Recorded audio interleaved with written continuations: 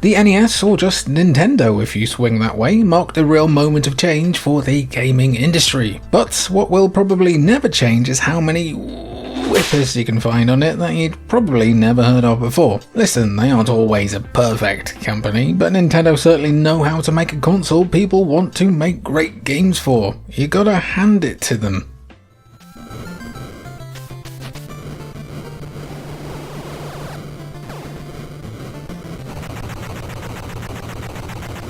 Based on the name alone, Shatter Hand sounds like a story about a martial artist with a glass arm fighting evil, or maybe even a God Hand prequel, but no, it's an NES game about fighting evil instead. It is also an example of a game from Japan getting a brand new coat of paint when it came over to the West. The Japanese version of the game was actually based on Super Rescue Soul Brain, a tokusatsu television show that itself was part of the wider Metal Hero series, and that's a series that ran in one form or another from 1982 to 1998. There's even a new entry to the series coming in 2026, but you're not here to talk about the Shatter Hand metaverse, right?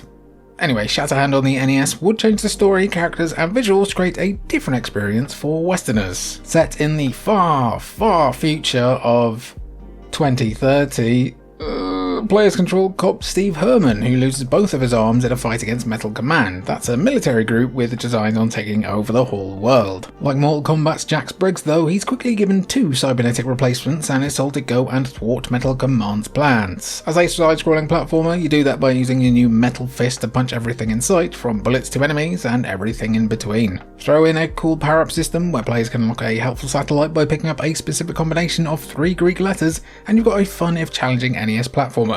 If you can kick it.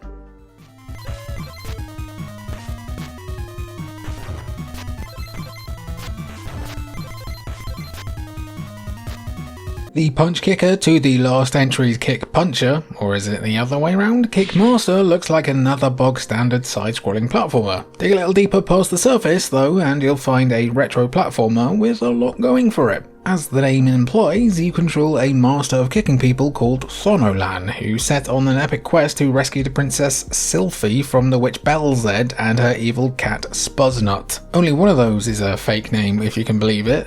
Guess which one is fake in the comments and you could win a Steam key.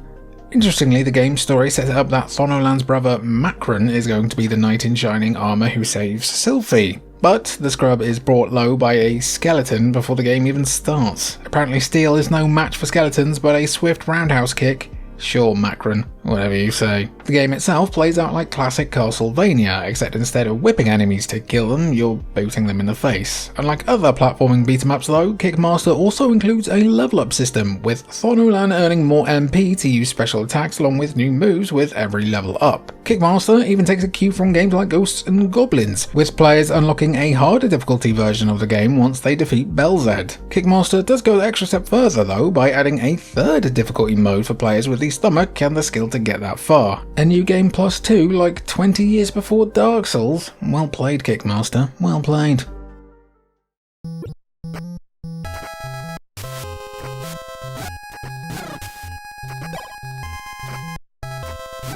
Far from being a forgotten MC Hammer B-side, Whomp Em actually started out life as Wonder Boy in Monsterland, which was developed for arcade machines in 1987 before being ported to the Sega Master System a year later. Alongside the release of Monsterland, developers Westone would also use Wonder Boy as a basis for their Famicom game Sayuki World, which was based more on the Journeys to the West tale from ancient China, which was released the same year. Still with me? Well, you might leave when you hear me try to pronounce this next thing. 2 years later, Sayuki World 2 Tenzokai no Majin would launch on the NES, which leads us to Whomp Em, which is a much better name for my silly little brain. Whomp Em. Whomp Em used Sayuki World 2 as a basis, but with Sun Wukong replaced with a Native American. The name of the game is actually a play on words of wampum shell beads, which have a huge significance to the indigenous peoples of the northeastern woodlands. The game itself plays like Mega Man, with players completing the same first level before being given a choice of 6 levels that they can complete in any order. After finishing a level, you unlock a new weapon, and each of the levels are based around certain elements like fire and water. Look,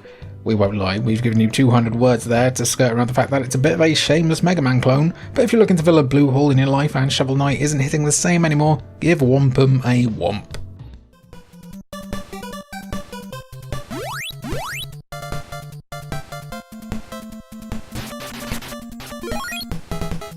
SNK might be best known for either their fighting games like The King of Fighters or run-and-gun games such as Metal Slug. You don't tend to hear about SNK's RPGs that much, but look deep enough into their library and you'll find some classic RPGs like Crystalis. Released in 1990, Crystalis' setting and premise fills that super interesting niche of being a medieval post-apocalypse. Humanity has been forced to go back to a more primitive way of life after the Great Nuclear War of 1997.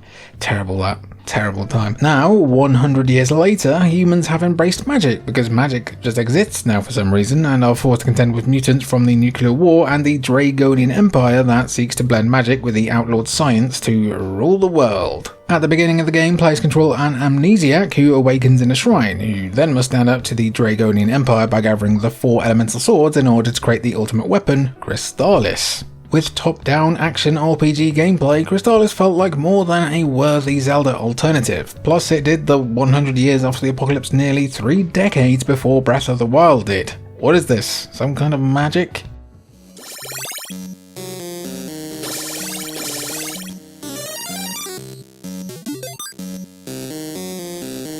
Oh boy, this episode is literally like the ending of Martyrs for people who hate the way I pronounce things. So, you know how people who don't know anything about games will say something like, I loved playing as Zelda in The Legend of Zelda? Well, the magic of Scheherazade faces the same issue. The game is based on 1001 Nights, the collection of Middle Eastern folktales. Chances are you've heard the name Arabian Nights, or you've definitely heard the song in Aladdin. Scheherazade is the storyteller/narrator during those 1001 nights who told stories every night to stave off her own execution, but in the magic of Scheherazade, she's the damsel in distress who's been kidnapped by the wizard Sabaron. Much like Crystalis, the magic of Scheherazade follows an amnesiac trying to defeat the villain looking to take over the world, with players having to complete 4 trials before doing so. It's also a top-down action RPG, so if you liked one, you'll like the other too. What makes the magic of Scheherazade unique though is that the game is split into chapters, with each chapter set in a new world with items to collect and allies to befriend, before culminating in a fight against one of Sabaron's demon generals. The magic of Scheherazade is ambitious too, as the game includes real-time combat in the overworld and turn-based battles alongside allies. It's like 8-bit metaphor refantasio, kind of, but we've got bad news if you hate forced segues.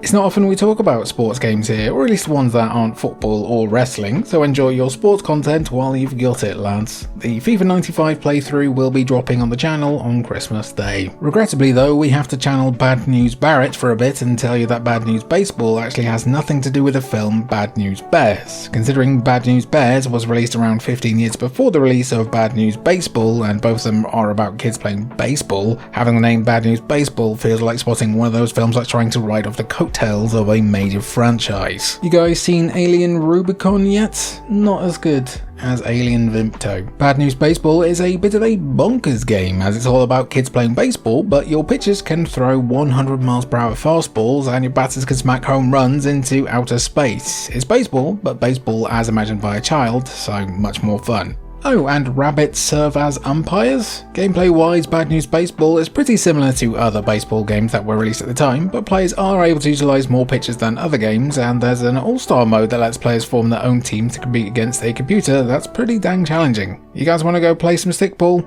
Give Bad News Baseball a go.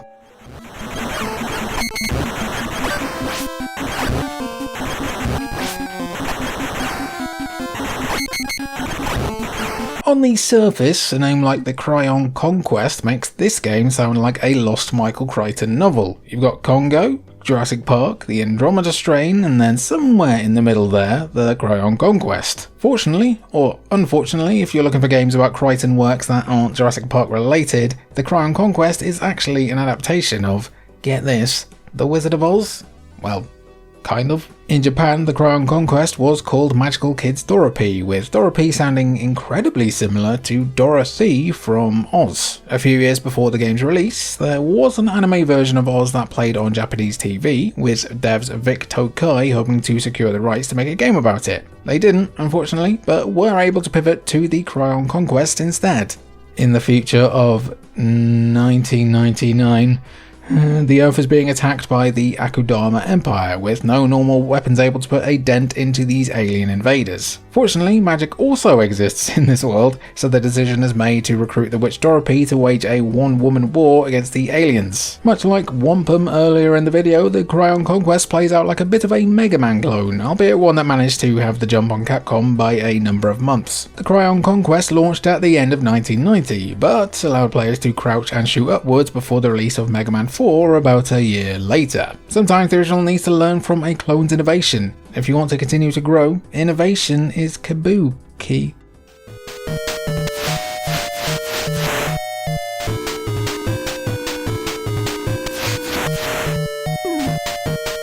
HAL Laboratory might be best known for their work on the Kirby franchise, but Kirby only launched in 1992. HAL developed and published a few dozen games in the 8 years between their formation and the release of Kirby's Dream Land. One such game is Human Entertainment's Kabuki Quantum Fighter, which feels like a cross between Kabuki Theater and Tron, which is, yeah, that's cool. Another game set in the future, specifically the actual future and not rather upsettingly 25 years ago. Kabuki Quantum Fighter opens with a malicious virus finding its way onto the one main computer that handles the defense of the entire planet. Really? One computer for the entire planet? I bet they didn't have 2FA enabled either, did they? Instead of reactivating their subscription to Norton, 2056 Earth decides on only one solution: upload the consciousness of Colonel Scott O'Connor into the mainframe to fight the virus Man-2 malignancy. The name Kabuki becomes relevant as O'Connor's great-great-grandfather was a traditional Kabuki actor, with his digital persona resembling a Kabuki warrior. No, not one of them,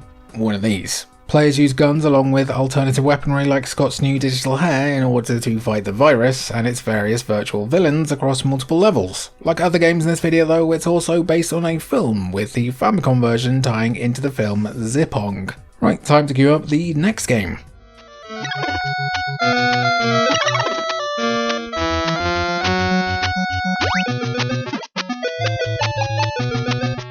This might be a Hidden Gems video and not one of our world famous, well, not world famous at all, next door famous aged beautifully videos, but I think it's worth mentioning that the gameplay of puzzle games are some of the best and easiest games to go back to consistently. A well designed and easy to control puzzle game will never get old, and Kickle Cubicle fits that bill brilliantly. I mean, hey, it feels like puzzles in most video games have never really progressed moving blocks around a level, so in that way Kickle Cubicle has never aged and is still ahead of its time. Okay, that might be a bit of a push, but either way Kickle Cubicle is a simple game to understand, making it a puzzle game everyone should enjoy. The downside?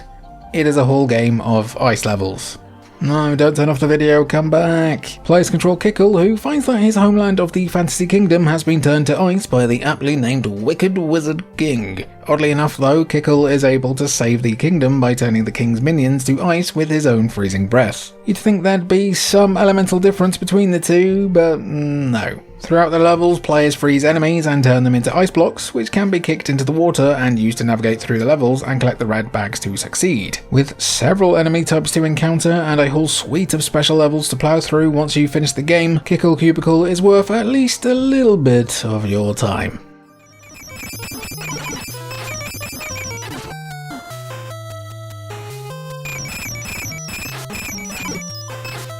There's a theory about the creative process that goes along the lines of all art is iterative. For instance, during the NES, people bloody loved iterating on Mega Man. To be honest, they also bloody loved iterating on The Legend of Zelda 2, so you'd be forgiven for thinking that there weren't that many truly original games on the NES. Honestly, Little Samson isn't that original either, as the Mega Man comparisons are obvious to anyone with eyes looking at the gameplay footage playing right now. What's interesting though is that the game was helmed by Shinichi Yoshimoto, one of the directors of Ghouls and Ghosts, but the development house, Takeru, also made Kokoron, which saw Mega Man creator Akira Kitamura take the lead. Funnily enough, it's also an NES Mega Man inspired game, so maybe we'll see it in the next video. As for Little Samson though, far from being a Muppet Babies retelling of the biblical story of Samson, Little Samson sees a world under the terror of Demon King Tarkid. Tarkid was sealed away for a while, but now he's back, forcing Emperor Hans XIV to summon forth 4 warriors with the strength to actually defeat Tarkid.